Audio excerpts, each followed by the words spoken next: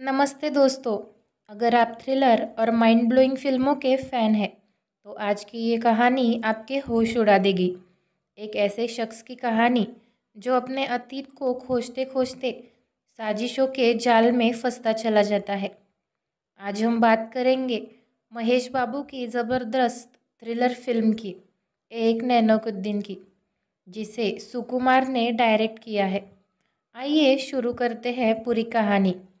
Part 1 में हम देखते हैं एक रॉक स्टार और उसका भूतकाल।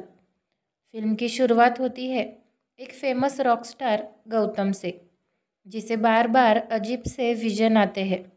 वो कहता है कि उसके माँ बाप की हत्या हुई थी, लेकिन किसी को उसकी बातों पर भरोसा नहीं होता।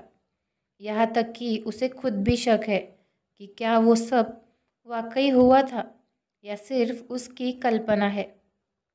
गौतम का दिमाग उसके साथ खेल रहा होता है। उसे हर जगह शक होता है।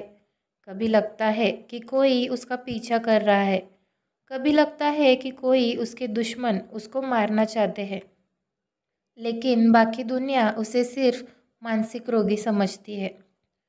पार्ट 2 में हम देखते हैं एक रिपोर्टर की एंट्री। यह एंट्री होती है समंथा की, जो एक रिपोर्टर है और गौतम के अतीत की गुत्थी को सुलझाने में उसकी मदद करने लगती है। शुरू में वो गौतम को झूठा और पागल समझती है, लेकिन धीरे धीरे जब वो खुद भी उन रहस्यमयी घटनाओं की गवाह बनती है तो उसका नज़रिया बदल जाता है। गौतम को लगता है कि 3 लोग, एंथनी, फ्रांसिस और रॉबर्ट, उसके माता पिता के हत्यारे हैं।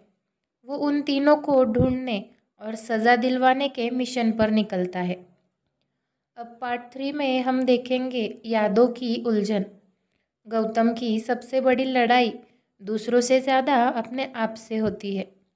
कभी उसे यकीन होता है कि वो जो देख रहा है वो सच है, और कभी लगता है कि ये सब उसकी कल्पना है। उसे अपने बचपन की कुछ झलकियाँ याद आती है। एक बीच, एक गोली और एक लाल रंग की मछली।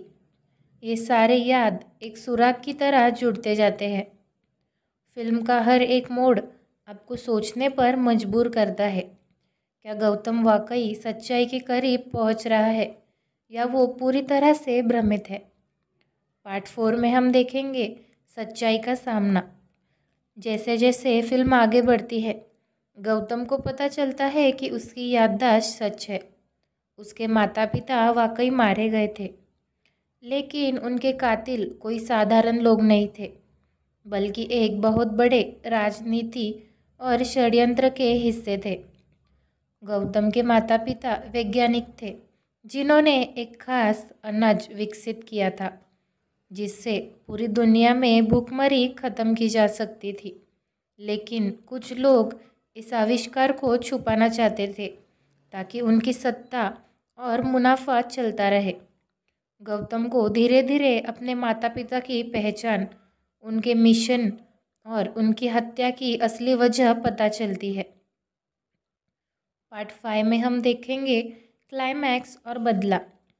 फिल्म का क्लाइमैक्स बेहद ही इमोशनल और थ्रिलर होता है।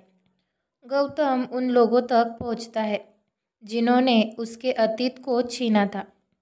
अंत में वो